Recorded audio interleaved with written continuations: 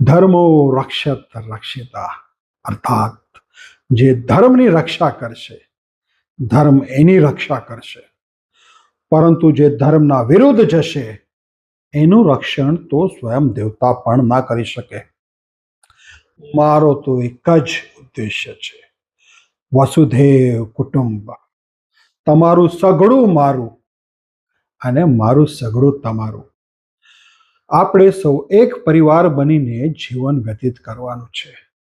અખંડ બ્રહ્માંડમાંથી દુઃખ, દરિદ્રતા, લોભ, ઈર્ષા, અસત્ય જેવા તત્વોનો નાશ કરવાનો છે. વિચાર કરો કે આખું વિશ્વ એક પરિવાર હોય તો કેટલું સુખ હોય. આપણા સૌનો એક પિતા પરમેશ્વર.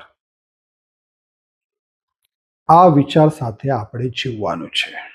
પરંતુ જો કોઈ આ વિચારધારાનો વિરોધ કરશે તો હું એને મનાવી લઈશ.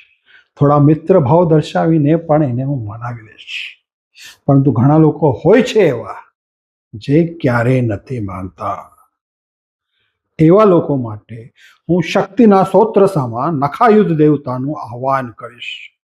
પછી એ પાપીને સજા નખાયુધ દેવતા સ્વયં આપશે. એની પછી એની બધી સંપત્તિ મારી. કારણ કે આપણે તો સૌ એક પરિવાર છીએ.